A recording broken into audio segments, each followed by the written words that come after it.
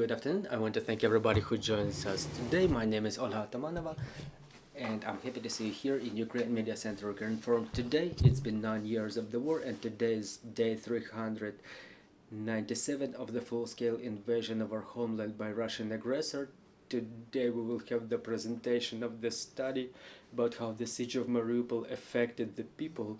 I want to remind all of you that it's been more than a year that Mariupol is under temporary occupation, that people, hundreds of thousands of people were forced to leave the city to get out of the horrors being committed there by Russian Federation, by Russian army bombing the city to the ground. And now we will have the presentation of the study about how the people survived that hell. I want to introduce our speakers today. It's Denis Podyachev, the project manager of the Ukraine Social Standard, Natalia Shaikhutdinova, Center for Social and Cultural Development, NGO, and Svetlana Fedorchenko, psychologist at Mariupol City Lyceum. Good afternoon, dear friends. Mr. Denis, let's start this presentation. What have you studied and what are the results? Thank you very much. Good afternoon. We were conducting the studies starting from December through January by the agency Ukrainian Social Standard. I am from Mariupol itself, and I was always interested by the life of the city, and starting from year 2010 we had different studies in the city related to ecology and, for example, the railway communication. And now, during the most difficult times in the history of the city, we decided to not stay aside but to do what we can do. And what we can do is to study the social opinion.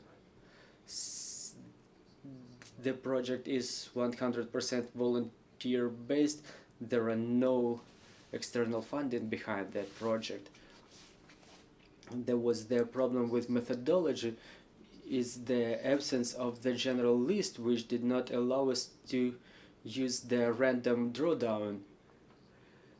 The random drawdowns, they allow you to measure the error, you know, and in non-random drawdown, the standard error is not effective there. So we were relying on the extent of the drawdown itself, the comparison with what we know about our generality, and we hope that the information in our study is reliable. Well, the study is called How the Siege of Mariupol Influenced the Lives of People. So the general part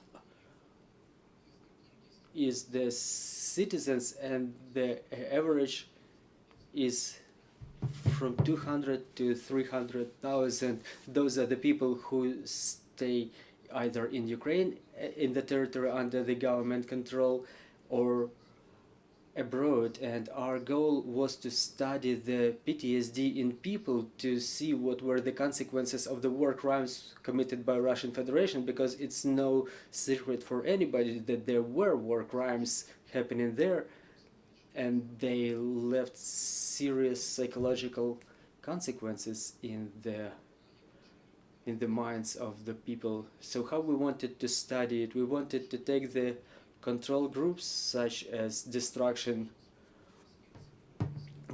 of property, physical injuries, the injuries of the closed ones, or whether the respondents were witnessing the death of people and the date people were leaving Mariupol. For example, in the initial phase of the blockade, their stress experience could be a bit weaker than for those who were staying in the city for longer.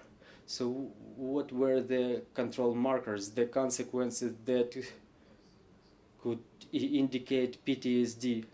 So that there were the symptoms of some illnesses within 1 year, like hard breathing, tachycardia, coughing,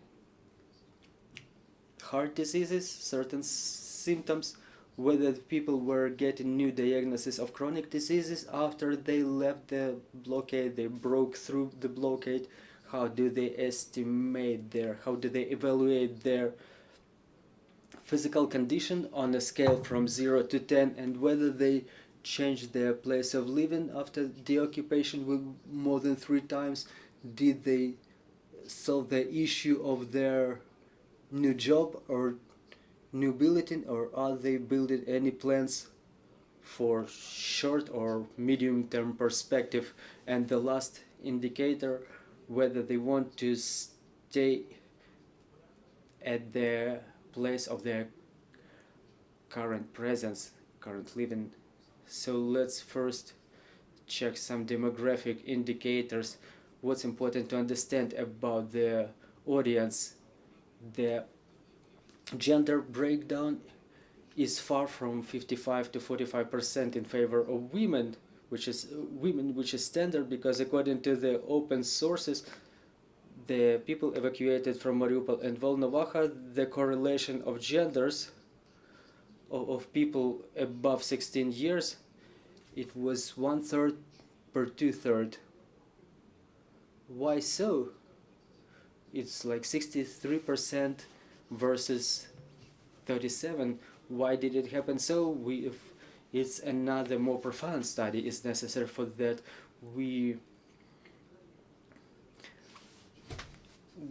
underperformed in the age category below 16 and above 60, but when we communicated with the psychologists who used the methods for measuring PTSD, they supported us in the category 25-54 years, because it's the most demonstrative for evaluation under PCL5 method, is the world recognized method for measuring PTSD. So we will show you what this questionnaire PCL5 demonstrated to us. So according to our breakdown, the number of those staying in Ukraine is a little bit prevalent over those abroad. What also proved to us that our drawdown is reliable, we understand what was the distribution across the districts of the city. We know that the most densely populated was the central district, well, up to 40% probably. In fact, we've got 50 and something percent. But it's explained by the fact that during the first days of the full-scale invasion, part of the population from Kalkmiuski district and from the left bank, they moved. They were the first to see the occupiers. This is something that, so those people, they moved to the central district.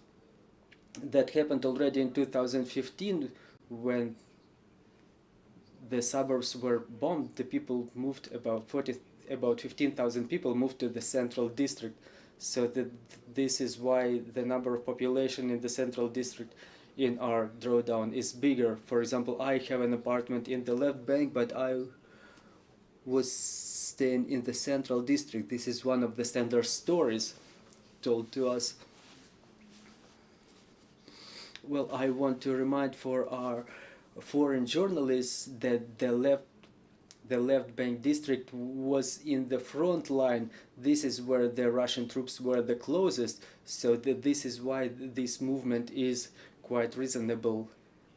The yellow color is the left bank district. It was mostly destroyed. This is where the occupiers destroyed the whole blocks, not just separate buildings. And we see the most populated are the western district is the most densely populated. You see it on the left diagram. So there are some intermediate summaries, intermediate conclusions from what I didn't mention, 65% of the people aged above 45 years are in Ukraine. However, people aged 16-24 years and 35-44 years are mostly abroad. The economically active population is mostly abroad. 60% of the population questioned who lived in the left bank, they are currently abroad. And from Central and Primorsky district, it's only 41-42%. For example, to get to Ukraine, an inhabitant of the left bank had to go all the way through Russian Federation, through Baltic countries, to Germany or Poland, and only then they could get in Ukraine. Meanwhile, the citizens who lived in the right bank districts, they were using the green corridors, so-called green corridors. They were going out to the territory under the control of the Ukrainian government to Zaporizhia region through the checkpost of Vasilivka. Then we proceed to the stress indicators, to what extent the buildings were destroyed. You see this 5.5% green fraction, it's the smallest fraction is of those whose properties were not damaged. So this is what the occupiers say about the destruction of the half of the residential properties. So half of our respondents, they evaluate their property as destroyed. What they survived, only 42%. They said they didn't survive through any significant indicators that we mentioned: the death of the closed ones, the injury of the closed ones, the loss of child. It's 10% out of 1,000. We had 1,094 respondents in total. About 10 of such persons, they lost their children. It's a small fraction that was not able to be included in the statistics, which would be influential, because 10 people, it's a very small number. The next thing is whether people were witnessing the death of a closed ones or other people. In the previous episode it was 42%, a bit more than 42%. There was an indicator at death of a person's 42%. In the previous diagram had not witnessed the death of people before. This is what I will cover in my summaries, but let's focus on that fact that there was 42, and here the same indicator is 35%. So 65% of those people questioned, they were witnesses of someone's death.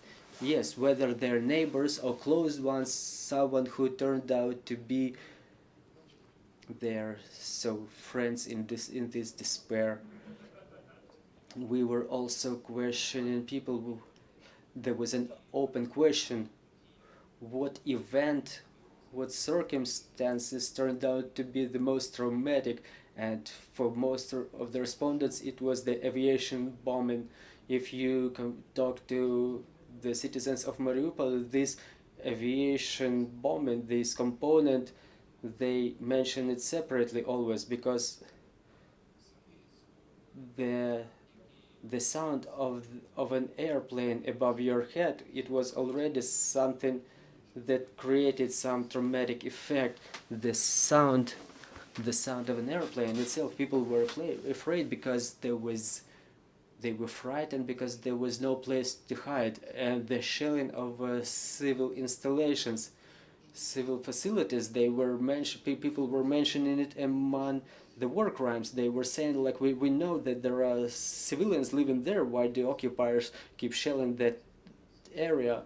I was talking a lot with my compatriots, and many people were reiterating the same phrase.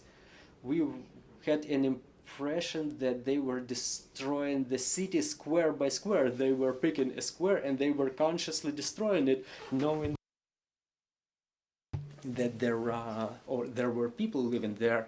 Why was it happening that way? No one had understanding of that.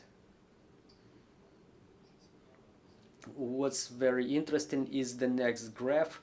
We were analyzing the dates people were living in Mariupol. You see, from 15th to 17th March, there was a break through the blockade. It was mostly for the citizens who lived in Primorsky and Central districts, and between 15th and 20th of March, 40% of those questioned were able to leave the city. But again, to the left of this highest dash 27%, there are very small indicators starting from the 24th of February, because very little number of people were able to leave at that moment. This is very different from the statements that were voiced by the representatives of the municipal councils. They were reporting to the mass media that about 140,000 persons were able to leave the city within the first days. Our drawdown shows that that's not quite true.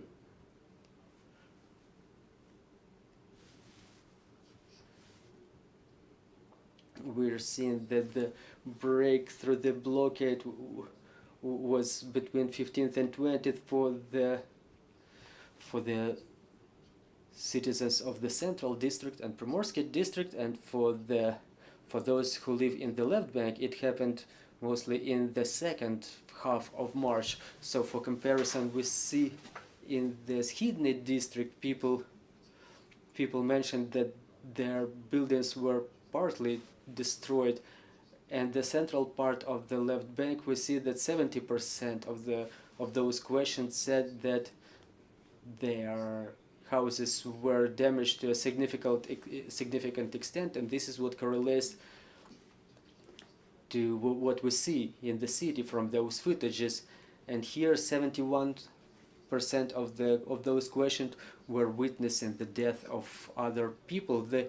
It is explained by the fact that people were walking in the streets more to find food or water, so they risked their lives more frequently and hence witnessed more deaths. And this is what influenced the gender breakdown that I mentioned, not 55 versus 45, but it's more in favor of the women. But again, all this information should be verified. I think that the investigation teams will do it after the occupation. And here we're coming to our key indicator that in our opinion influenced, well, there is a huge correlation between those items that they were either injured by themselves or injured together with their close ones. The psychologists, the experts in that area, they mentioned that people tend not to differ their injury from the injury of a close one with whose condition they associate themselves. It's quite logical, as the psychologists mentioned. So we see that the men more frequently were picking this category personal injury, but they were evaluating the condition of their property more optimistically. And then the factor analysis, we used the different factors. Like we mentioned, the most traumatic effect was caused by the aviation bombing.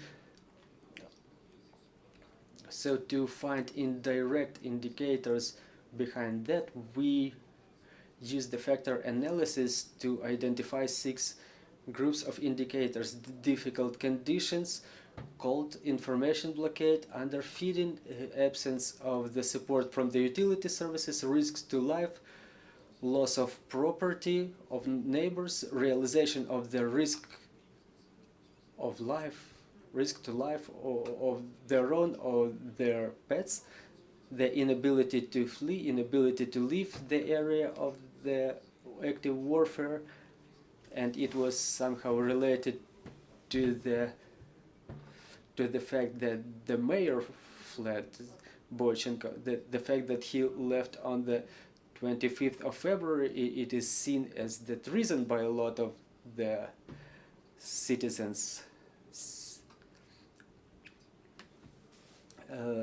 Factor number 4 was the bombing of children. You remember that episode of bombing of the dramatic theater, where there was a big word children written on top of it. Demoralization of the compatriots, maraudery was what impressed a lot of citizens in Mariupol. Many people demonstrated the indicators of madness, actually, and collaborationism. That was another impressive factor for denizens, which were included in our questioning, and mass murder of the civilians, the strikes of occupiers inflicted on the residential areas. So the aviation bombing of this theater of drama impressed those people who left between 15th and 18th of March, because a lot of people were actually supposed to leave this dramatic theater, and people who were living from other places, from other districts, they were impressed by that fact that it was a miracle that they survived, because they had to leave from that spot of the theater, and they were living from other places, and this is what was impressive to them, that it helped them stay alive. So here we're coming to application of PCL5 method. It's written in small fonts, so it's not ever quite visible to the eye. Well, let's pick something important from here. Yeah, so people had to evaluate the influence of those 20 indicators, the feeling of suppression, despair. This is what influenced people mostly. Negative emotions, fright, horror, flashbacks, you know, that bring you back to this same experience again and again, and problems falling asleep, waking up in the night. This is something that I'm hearing during regular conversations from people who survived this experience. They mentioned the problems with sleeping, very significant problems. But further on, according to the results of application of this test, we had to find the number of people who demonstrate the indicators of PTSD. So there is a cluster of symptoms. These 20 criteria, they are broken down in 4 different clusters. Well, we will not go too profound in this subject, but there is the method for calculation by the clusters. So we received 51% of the people who demonstrated the indicators of PTSD, but there is an easier method just by the total aggregate of the points. For example,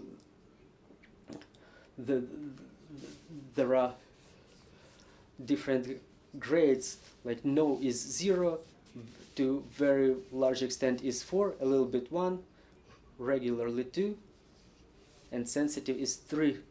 So 33 points, for example, it's the scientists who have a practice in application of this test, they calculate the aggregate from either 33 or 36. So starting from 36, we got more than 50%. Starting from 33 points, we got more than 60%. Further on, we will cover the subject, whether it's enough or is it little. So the main remark is that the test identifies the indicators of PTSD, but it doesn't necessarily assert that people have PTSD. People have to address the therapist, who may say whether people have PTSD or not. So at the level of 60%, the real fraction confirmed by therapists may be a bit lower. But as we were explained, it could be the other way around. People may not demonstrate some indicators of PTSD, but they do have it. So is the problem of measuring, is the problem of the toolkit of the psychological science. There are some intermediate summaries. We see that women got more indicators by the clusters and by the total aggregate, but as specialists say, it is in compliance with a certain study tradition, as we were explained by one of our specialists, Svetlana Lukumska, whom I asked to evaluate our results. She said that it is explained by the fact that the women, they are concerned more with the loss of property. They are more tied to their homes, and when their homes are destroyed, they survive it more difficult, because psychological science, this is how they see this gender difference. The men are not so tied to their homes. So if we check the graph, if we break down those points to 4 groups, 36, 51, 54 and more, 18, 35, this is how our breakdown happens by genders. There is the linear dependence, not very strict, but you can still observe it. So the consequences of stress, whether people had some illnesses, almost 40% mentioned that they had no symptoms whatsoever. The tachycardia, coughing, heart diseases, breather, and stomach neurosis, they haven't felt any of those symptoms. And 60% mentioned that they had some of those symptoms manifested after the blockade of Mariupol. The chronic diseases, the new chronic diseases, the 80% of the respondents mentioned they had non-symptoms of any new chronic disease, whether they were medically tested at their current place of residence. Almost 70% mentioned that they did not. So we were trying to check the presence of some dependency, so how people evaluate their physical condition. We see this graph on the right, 6 grades. It kind of breaks this graph in 2 parts, but if we analyze the fashion and median, fashion is the most frequent indicator, and median is something that divides the drawdown into parts. And the Mariupol, the citizens of Mariupol, they don't evaluate their health condition as good mostly, and the number of times people change their place of residence after the occupation. We see here 45% of the population of the respondents, they had to change their place of residence at least once or twice. This is the mathematic majority. And the minority, 18%, they changed their places of residence more than 5 times. This is when people try to find some comfortable place and they don't find it. And the specialists, they explain it also as the consequence of the stress that people survived. People cannot find their new place. And the same thing is with the permanent place of residence. It's being broken down into equal parts almost. And about the job, again, the minority of the respondents solved the issue with their new jobs. So there are very big complications in that area too.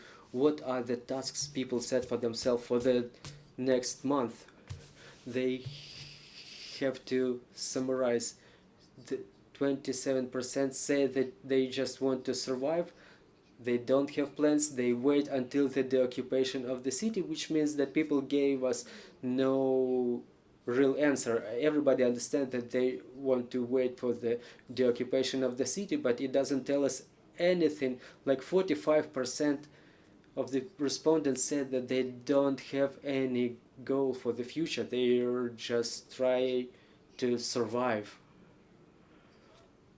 whether they would like to stay at places of their current residence, only 27% said yes. It's very insignificant number of people, and we see that among the people who survived the blockade, their health they evaluate their health condition as bad. The average evaluation of their overall physical condition is 5.6, 5.9, which is quite low. We found some correlation between this indicator and the age. People reported tachycardia, stomach neurosis more frequently than those who reported better physical conditions. So this is how we found this interdependency. We see that PTSD plus, the right column, and PTSD minus is those who don't have those indicators, those symptoms. For example, for some categories of the physical illnesses, it's 24.4 if there are some indicators. This is just an example. The respondents, they demonstrated the low level of social adaptation at the new place of residence. Only half of those questioned were able to solve those issues, the key issues, with a permanent residence and a new job. However, it was very important. We also used the factor analysis to identify this issue with the goal that people set in front of them. There was a huge number of indicators, but we brought it down to 5. The same goals, like to study foreign language. Well, it was mostly, I think, for the people who were staying abroad, to continue the education, for example. This factor 2, to graduate. So it's factor 3, come back to senses, stabilize physical condition, moral condition. Factor 4, we called it just to live through one day, just no real goal, wait for deoccupation. Or factor 5, to make use of some time to work, take care of their closed ones, to make some money. So among those 5 factors, the first, third, fourth, and fifth were filled by the respondents whose PTSD level was higher, more than 50%. And this factor, to invest in themselves, to master new profession, new skills, continue what they were doing, they had lower level of PTSD. But the fraction of this category, this ambitious category, who sets the goals in front of them among all the denizens of Mariupol, is not quite significant. So we observed certain correlation. So those who set the goals in front of themselves, they have lower PTSD. But was the key indicator? This is the bilateral correlation between the presence of the chronic diseases, change of the place of residence, and solution of the job issue on one hand. So on one hand, the higher level of PTSD complicates the solution of those issues and results in problems with health, but there is the flip side, when all those indicators that they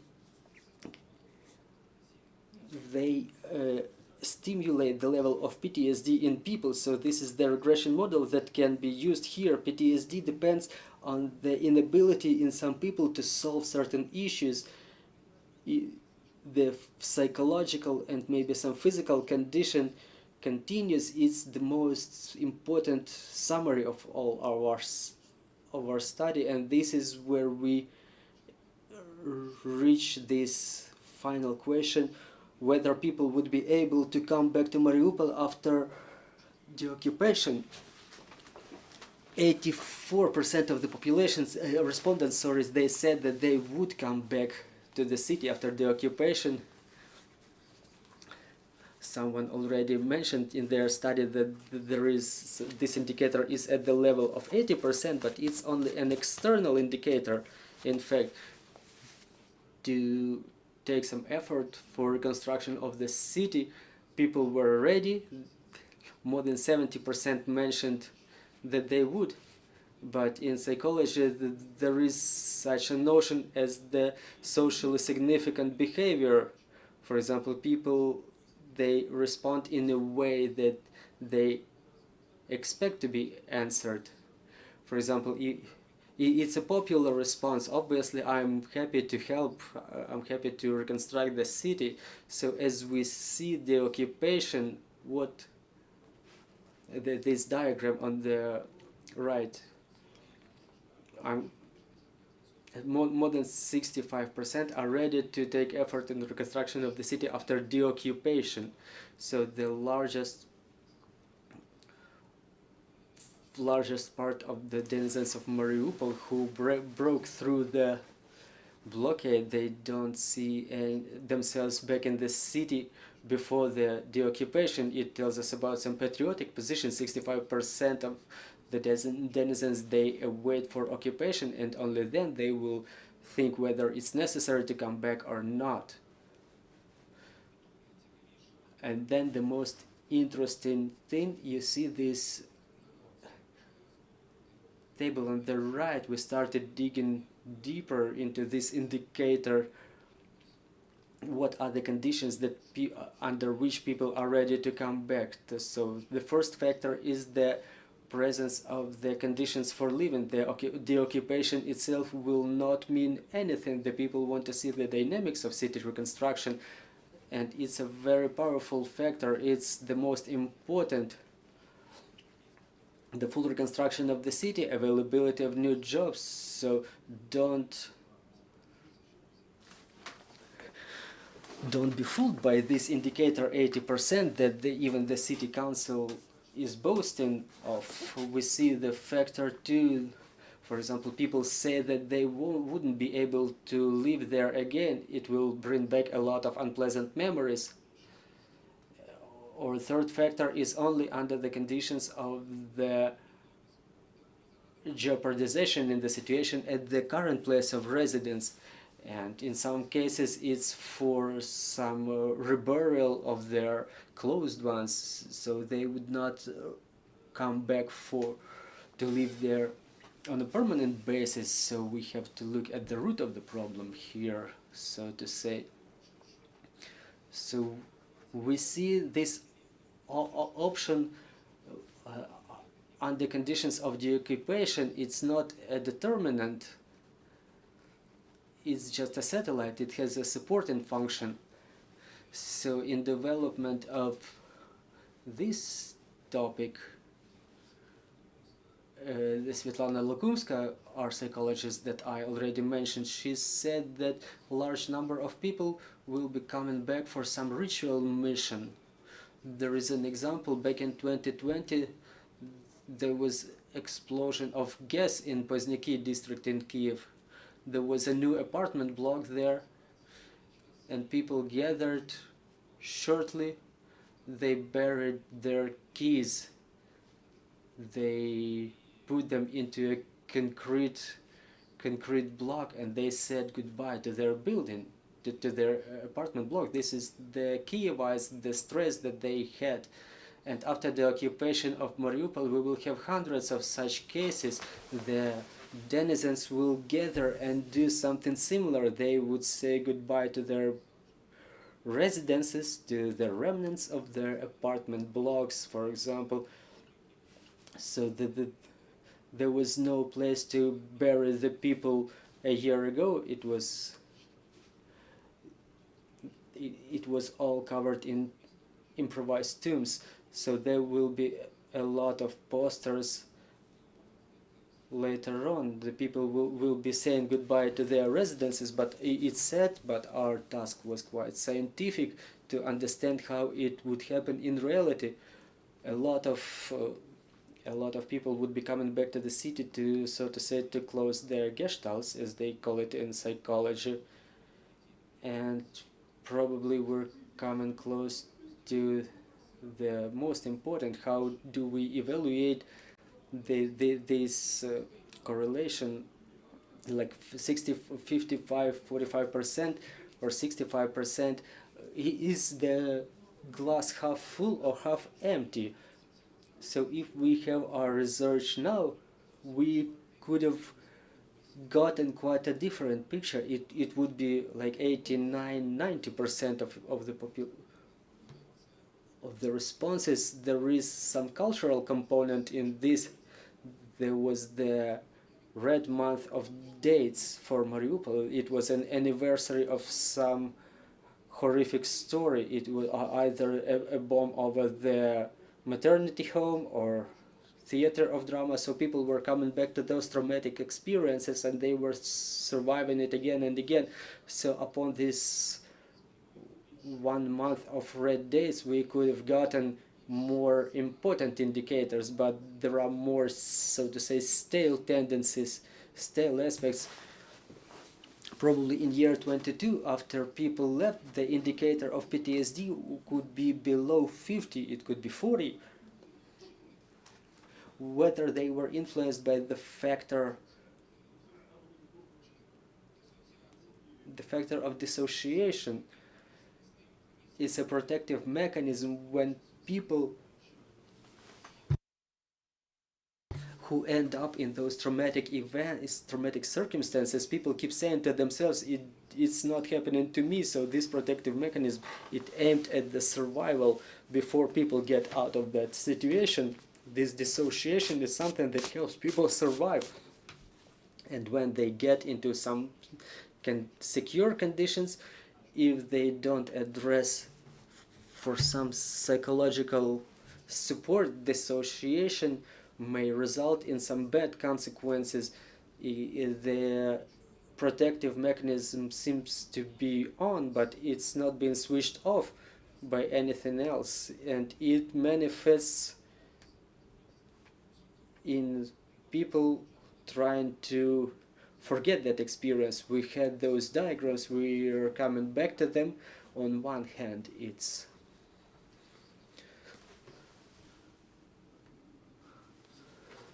(42.6%) they haven't faced any such situation as death of people. 40% were witnessing deaths of their closed ones, and here it's only 35.5% who witnessed deaths of the people. It doesn't correlate. The psychologists say is the influence of dissociation, this difference, I mean. And the PTSD in denizens of Mariupol becomes complex. It may result in devaluation of the people by themselves. For example, they say, I'm a bad father because I was not able to save my child.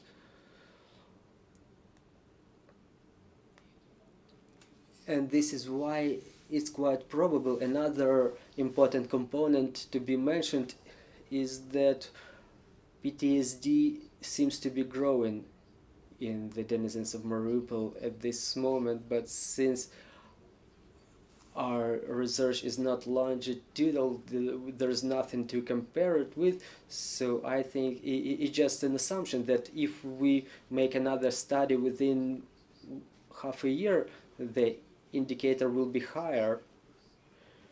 And what reinforces it is that there was 1 year past. First, people survived, they were happy about being able to make it, but after 1 year some problems accumulated that are not being solved. For example, like job, new residence, and what's on. And then there's this red month that triggering dates.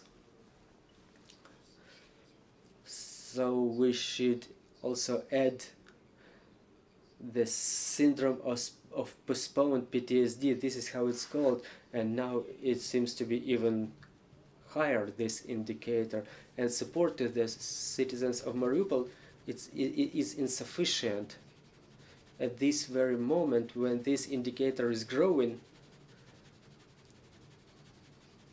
the support is not being felt, and this is one of the social problems. It's is the sorrow of the denizens of Mariupol, and this is where I would like to pass the microphone to my colleagues. First of all, Miss Natalia, about this component. Maybe you elaborate a little bit more. Miss Natalia, please. We're seeing that those studies you presented, they are not quite comforting for all of us. We understand that it's about Mariupol, but we understand how many other settlements are under temporary occupation, we hope temporary, and there are people living there, and it's probably a typical picture of how people live under the conditions of occupation. I would like to get back to those figures, 60%, that really, as of December, when the study was going on, it was 60%, but many people, they hid their recollections somewhere deep, so not to see any indicators in them by themselves. So the larger percentage of people with PTSD was in December. And again, getting back to this trigger month of March, everybody was remembering everybody was recollecting what was going on to them, this dramatic theater, the destruction of their homes. This is all those circumstances overlapped, and most likely it's about 80% or even more of those who currently have PTSD. If, for example, in a family, a father or a mother or both, they have PTSD, children will have it too. Children are very sensitive, they're very emotional, they take very emotionally what their mothers feel, and they will have PTSD too. How is it different in kids from that one that the adults have? In principle, it's not different. Children are restricted in some of their recollections, in some of their emotions. They feel always tense, and in the same way they experience loss of memories, the degradation of focus. And I have to say, I was working as a director in a kindergarten, and then as a psychologist there, yes, in Mariupol, right, and I maintained ties with the parents of the kids who were studying in my kindergarten. So among the children who had no problems with their psychological development, now they have a lot of problems. First of all, children lost interest in things that used to be interesting to them, that were of pleasure to them. So if children had some hobbies, now they don't have any interest in those hobbies anymore. They are depressed, they are suppressed, they are apathetic and emotionally distant, or otherwise children became very impulsive, they are hysteric, they have temper tantrums, they demonstrate aggression to others or themselves, and respectively are children. They have problem with communication with their children of the same age and with the adults. They continue losing their friends. It's not only that the children came to live in different city, they didn't have any friends they used to communicate with, and on top of that they cannot travel together with the others, they cannot make friends with the others, and they have cognitive insufficiency. It's more problematic to process sensitive information. They almost cannot focus their attention. They cannot make their school exercises. They freeze in their reactions, and they lose interest in study. So children who used to demonstrate good results in the schools, they used to get good grades, their study grades degraded, and it's a huge problem in my opinion. I would like to add, if it was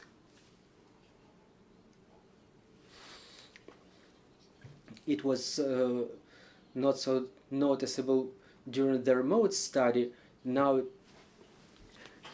during the offline study it's quite visible. People have gaps in the children have gaps in their education, and the parents start noticing it. So what happens to those children who survived all those events? The indicators of PTSD, people, the children, they have problems sleeping, or otherwise they may be sleepy all the time,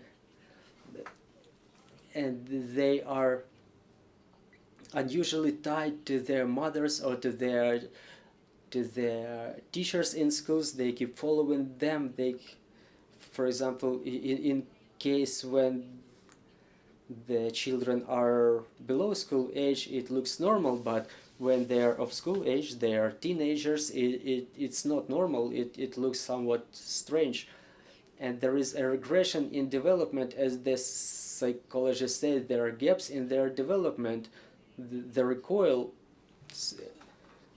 So children started playing with toys or playing games that are not inherent in their age. The children before the school age, they started acting as the infants. And in my own experience, I may say that the centers are centers of psychological support that were created for the denizens of Mariupol. There are children's rooms there, but they are for the children of the below school age. So I've seen the people, I've seen the children of 10, 11 years playing there with the toys that usually the children of the age of 3 to 5 years play with. And I asked the teacher there, and she mentioned that very frequently it happens that children of that age, they come to play with those infants' toys. So they have recoils in their development. And apart from such psychological problems, they have physical problems too. The children complain they have headaches, stomach aches, problems with digestion. Someone suffers enuresis, and someone suffers stuttering. It's also necessary to mention that children's PTSD should be drawn special attention to. Children are our future, and if we don't do anything now about it, we may lose our future. And like one of the options that I propose is to pay attention to the children of the school age. We have 13 centers of this kind, and children of the school of the age below school age. So for those children, the best cure is the physical activity. If there are some sports sections there, I hope for free, because the financial condition of their parents is not quite relevant to pay for those types of services. So maybe some funding would be necessary for this, to get children involved in some sport games. And the teenagers, I propose to get them involved in some professional orientation events. Well, I would like to ask for the details about, when you talk about those centers, you mean the centers of psychological support in Mariupol? Yes, I mean similar centers, for example, the center of Goncharenko, where everything is already working. I was dealing in Mariupol only to the children below school age. A lot of attention is paid to this category of older children. I hope they will be able to come to their senses way quicker. So I'm talking about those of the school age, like 9, 8 years. I propose to get them engaged more and more in such activities. We have to create some hubs for them to get them involved in some communication, contacting each other. We're losing this fraction of our future. It's terrible, and I would like them to be helped. Well, I have a question. Whom do you want to show this presentation? Because for the time being, we understand that this study that should be paid attention to by a number of different government authorities. Do you have any plans like this? Where are you intending to go? Well, I would like this to expand to Mariupol, to the children of that age. But I would like it to be monetized to a certain extent.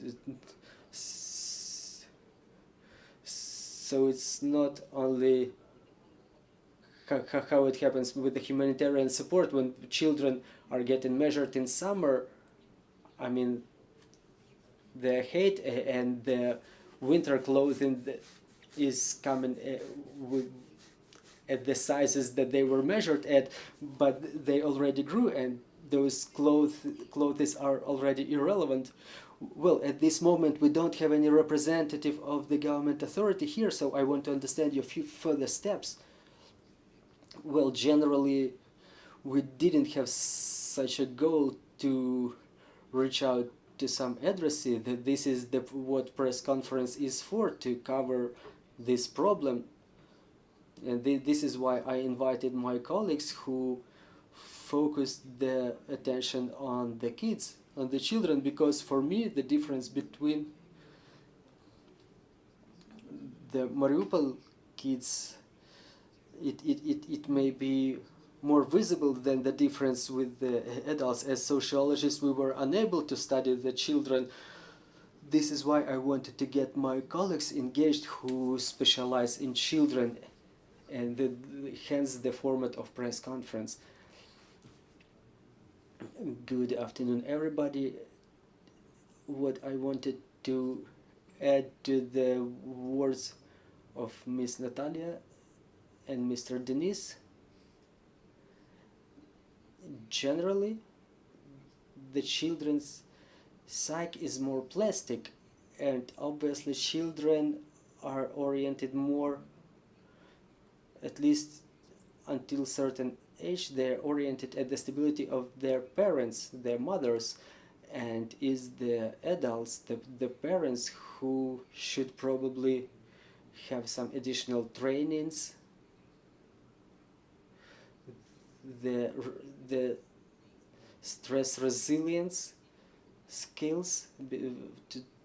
This is what should be developed in the parents, because the stable parent, stable mother, they are the containers for the children's emotions. Yes, children may regress in their development, but now that there is a broad range of programs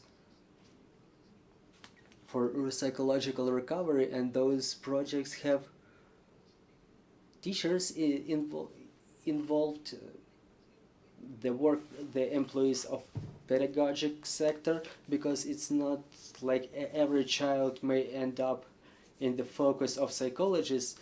The teachers, they communicate with their classes, with the parents, they pay attention to the condition of the parents, and they may propose to the parents to address the psychologists in case of necessity. And there are many trainings, development trainings, correction trainings, psychological minutes to support the children to master the skill of stress resilience, so they can get back to the tolerance window, so they're capable of perceiving the training material that they have to master. Well, now it's not the time to set some high achievements in training. It's necessary to preserve the psychological condition of the parents of the children themselves, if they can understand their own emotions, they can support themselves, they can get themselves back to the emotional stability condition. This is where they develop their resilience to be capable of adapting, studying under these changed conditions, because we will not be able to get back to the past. And this syndrome of postponed life that we were observing when people do not plan their future. We have only one life, we live here and now, and we only can plan what we can influence on. So here we're talking about the internal influence. We communicated to the children, to the parents, and for the trainees of our lyceum, we have only one lyceum in Mariupol, which moved to Kiev. We're a unique institution, and now as students, they study both online and offline. We have conditions created for their recovery. And if we analyze the results of the children's participation, of our students' participation in the Olympics, they demonstrated very good results, but there is the problem of degradation of their cognitive functions, because under stress, the children's psyche or even adult psyche, they work differently. There are different problems and there are ways of their solutions. I agree with Ms. Natalia that this is about some physical activities, some open sport grounds, involvement in some team games, something that gives the child an opportunity to survive those stress factors they under influence of which they end up. It may be art therapy, the art involvement in some art activities. So there is an area, there is a plane in which children may develop, and us as adults, we should focus our attention on that. We should give children the opportunity to demonstrate themselves. They are really our future, and to what extent we invest in them today, our future, our recovery, reconstruction of the family will depend. Thank you, Ms. Svetlana. I think your advice will work for every Ukrainian child, because according to the latest summary, as the specialists say, everybody needs some psychological support because they live in Ukraine where the war is still going on. Dear colleagues, our time expires very shortly. If we have any questions on the floor, please go ahead. Anastasia Rakuta, Ukrinform. Could you please tell us what is the correct way to communicate with such children, to the traumatized children who have PTSD? Who is ready to answer, Ms. Svetlana? Well, first of all, we reach out to the people very calmly. We offer to extend our assistance, our support, our help. We can be present. It's necessary for the closed ones to pay attention. A lot of people can survive this stressful experience by themselves. They can get out of this situation by themselves, but there is certain percentage of the people who need expert support. The closed ones, the colleagues or the relatives, they may pay attention and they may offer some support with caution and don't exist. In no case don't exist. Maybe during your study you were able to hear from the people whether they are ready to address for such help, or is it a barrier for the people who survived occupation? Well, in fact, it's a question that requires more details. We had to understand some differences. For example, if we talk about recognition of the problem, whether I am ready to address this issue, it's more inherent in men. Well, you know, men don't always recognize the presence of such problems, but the denizens of Mariupol, they feel that this problem exists, they have to solve this problem, and we haven't felt any barrier. Even using some open questions, they were given some open answers. You know, one of the results of the influence of the blockade is that the people are looking for an opportunity to express themselves, to talk. I notice it in my friends, in those people I know, that those who were using short phrases in their conversations before, now they exchange extensive texts. It shows some necessity to express themselves. We have more questions in the studio, please. My question. My name is Hiro. I'm from Sankei Shimbun, Japanese newspaper. And thank you very much for your very important study. It's very significant, I think. Let me confirm just basic information maybe I missed. How many survivors, children did you contact, did you reach? And how did you find them, and which way do you use to contact to them? Зрозуміло, дякую за питання.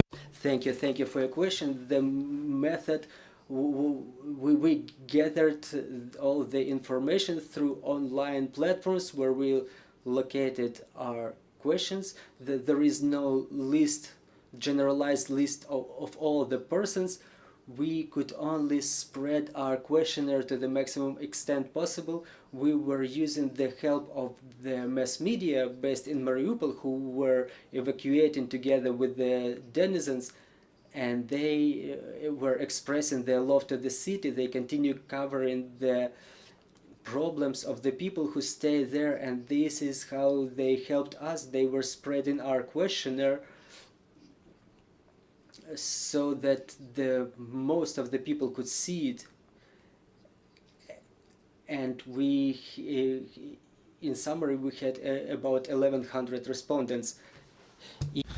Maybe you needed sufficient human resources expert or physician who can provide psychological support to survivors, not only from Mariupol, but also from all over the Ukraine.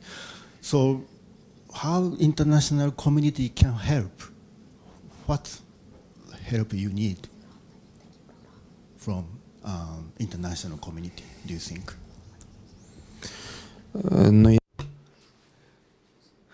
I think that really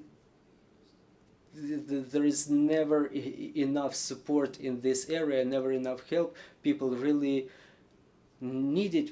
On the example of Mariupol, we just wanted to demonstrate the most stressful experience. We wanted to show that the vast majority of the people have not yet received sufficient psychological help, psychological aid, and we think that more such support is necessary from the world, from the international community, maybe through some grant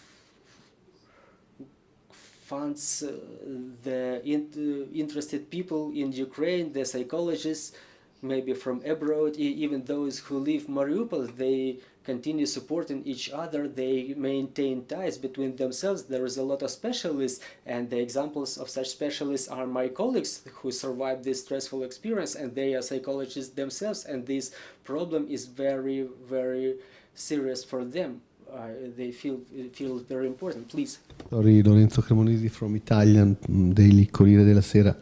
Just to understand the dimension of your work, you say there were 1,100 answers to your question by line. You say that? You mean you are working on a sample of 1,100? Yes, exactly, 1,100 people. One question. We know that in Mariupol there were more or less before the war 500,000 people. It was a city of 500,000 people.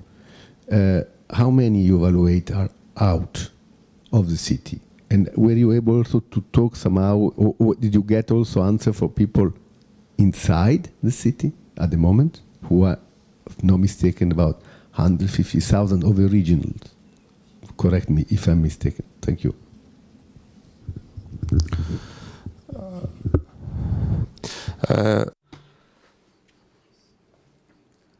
Mariupol after those events is like a layered pie. You have to divide it into different groups. For example, the people who evacuated from Mariupol who were not left, we evaluated that number at 250,000, but it's not the major part of it. The people who remained in Mariupol shouldn't be questioned. It would be methodologically incorrect, because staying there, realizing the risks of presence of occupiers, the police regime that was imposed by the occupiers, people would not be at liberty to answer properly. So it should be another project, a different project for questioning. Our drawdown would be mixed up. So we asked every 200 who left the city, either abroad to the Western countries or to the territories under the government control of Ukraine. We have more questions on the floor, please. Sergei Stukhanov, the Ukrainian radio, thank you very much for this important research. Denise, you mentioned that there was no similar study in Ukraine before, so there's nothing to compare with. So how did you develop your methods, and did you take an example from abroad, or was it developed by you personally? Well, what was important was to use some internationally recognized methods. So this questionnaire PCL5, it's internationally recognized, and before adding it to our questionnaire, we analyzed the experience of its application by the Ukrainian psychologists, and this is why I addressed Svetlana Lukumska, whom I already mentioned. She has an extensive experience in application of these PCL5 methods while studying PTSD in military. In Ukraine, this method with regard to the military is being used extensively, so it was interesting to use it for the civilians. So the study of the civilians are not very active and very visible in Ukraine. So this is why I wanted to quench this demand, this shortage. Are there any more questions? Understand we are short of time. One of the typical phenomena which happen in the community under distress in societies and in war is the phenomenon of suicide or attempt suicide. Do you have any number about that? People who try to kill themselves.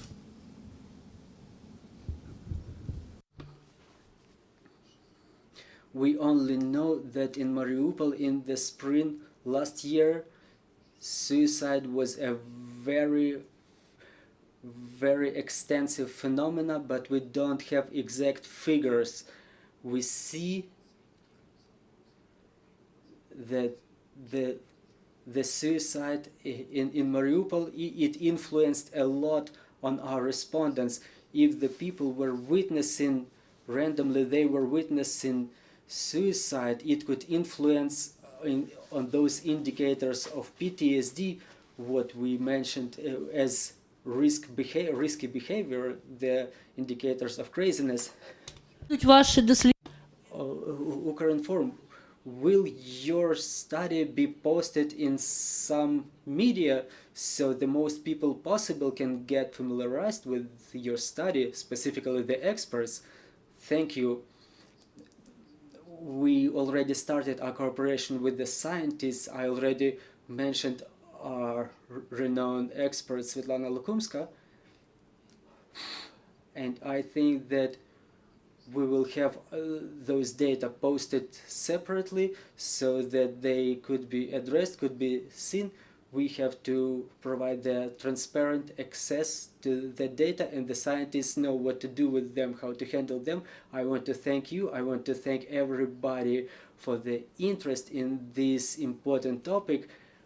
And as we can all see the consequences of Russian invasion of our homeland, based on this study, and those consequences are real horrific. We see such figures that more than 60% of the people who are affected by PTSD, they impress us and they should stimulate us to further actions. Thank you, and we continue working for our victory, trust in our armed forces, and glory to Ukraine. Glory to the heroes.